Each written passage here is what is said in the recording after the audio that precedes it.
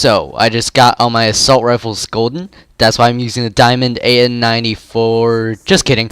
I actually got it off of some dead guy. Hello everyone, this is Yo-Yo Fries. We have a very interesting topic today, and that is the console war between PS4 and Xbox One. Since E3 just happened, and that's pretty much what everyone's talking about right now in the gaming community. Both companies, Microsoft and Sony, had their big press conferences to show off all their games, and the console mainly. Before we get into any of the specs and the games about both consoles, let's take a look at this clip which happened during the Microsoft press conference.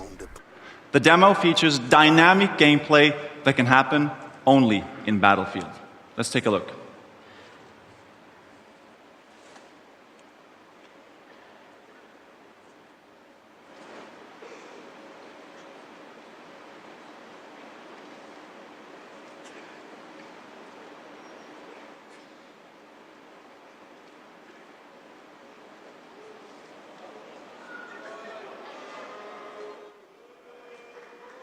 Quiet. We will start over.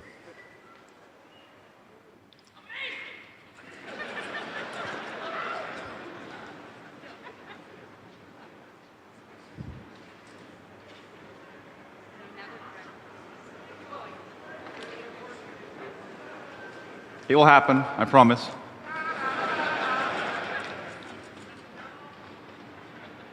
I'm fine.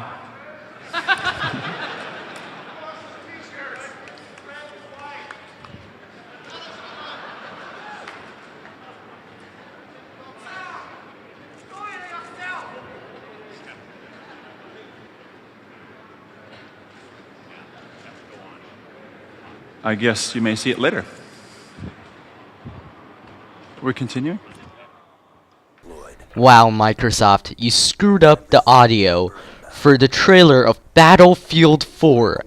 And what is even more disturbing is this author named William Usher.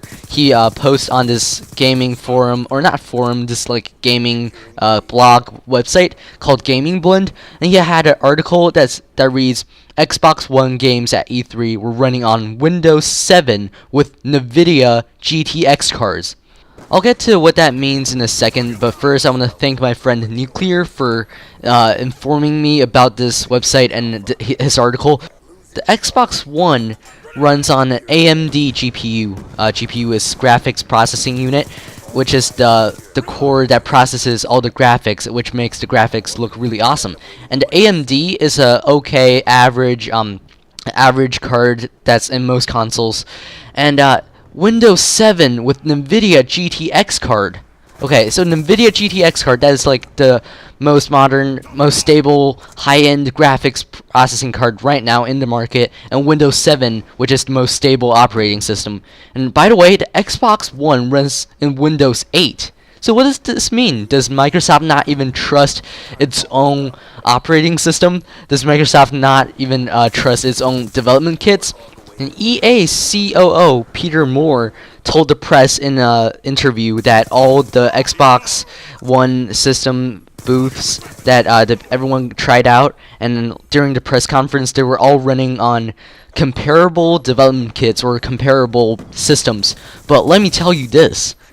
The Xbox One specs is nothing comparable with Windows 7 and NVIDIA GTX cards. So, how is this proven?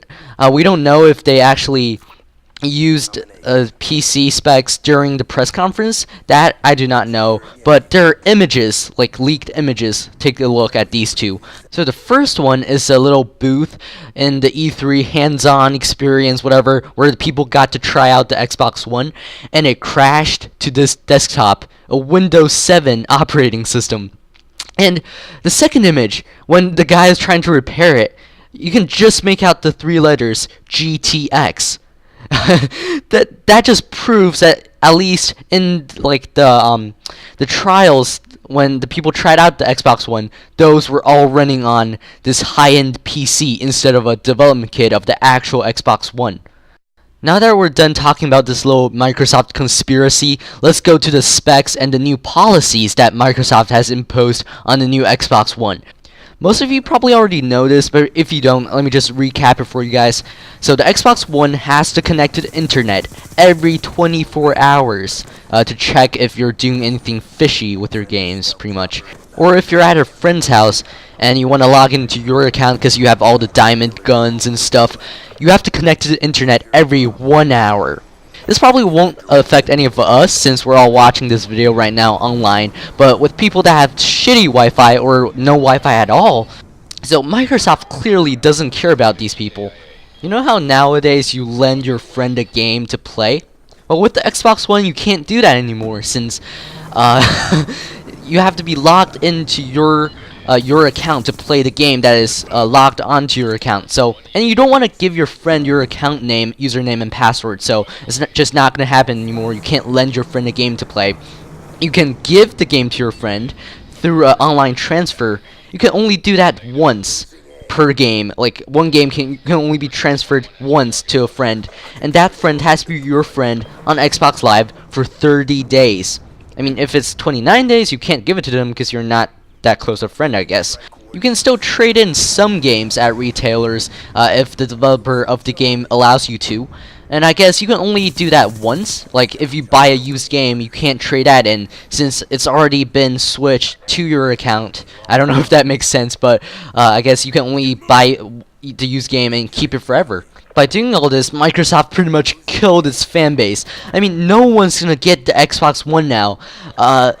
I foresaw this. I'm not even surprised that they did all this. I mean, like 7 years ago when they announced that Xbox Live was gonna be charged. I mean, that's just the first step of taking over your controlling how you played games. And through all this, Microsoft just made the Xbox One a huge joke. I mean, there's so many memes on the internet, on Facebook, everywhere, people just talking about comparing Xbox One to bricks even, and none of my friends are gonna get it since they said, like, my Xbox fanboy friends, they're switching to the PS4. They're like, Xbox One sucks now, I'm gonna switch to the PS4. Now, the PlayStation Nation is pretty much gonna dominate this year after the E3 performance. Before we go, I have one more clip to show you. This is during the E3 Sony press conference, where the PS4 just completely demolishes the Xbox One. Take a look. In addition to creating an amazing library of new titles on PlayStation 4, we're equally focused on delivering what gamers want most, without imposing restrictions or devaluing their PS4 purchases. For instance, PlayStation 4 won't impose any new restrictions on the use of PS4 gamers.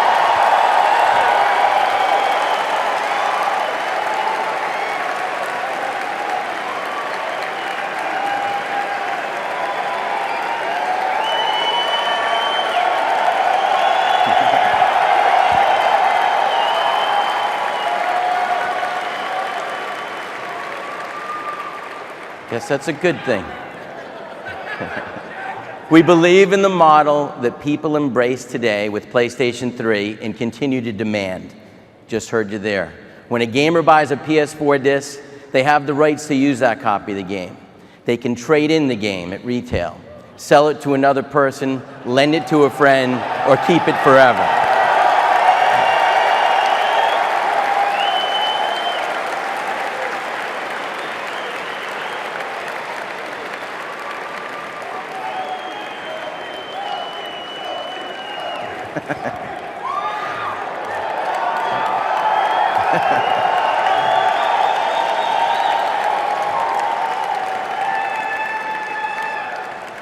In addition, PlayStation 4 disc-based games don't need to be connected online to play.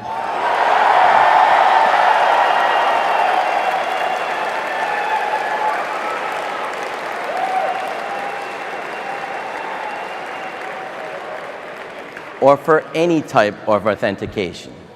If you enjoy playing single-player games offline, PS4 won't require you to check in online periodically.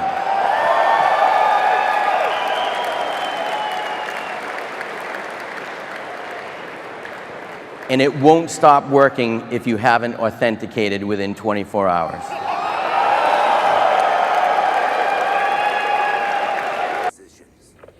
I am so happy that this moment finally come. Microsoft and his money horror ways finally crushed by the PS4 and how the PS4 actually wants to help us gamers play games. And the crowd cheering Sony, Sony, Sony. That just I was so excited during that. I hope you guys are too. Just for the cherry on top, the PS4 is gonna only cost $399. And Xbox One will cost $499 along with Xbox Live. It's okay, Microsoft. You guys can try again like 7 years later. And I hope this video was helpful to you guys in some way. Thank you for watching. Yo-Yo Fries out.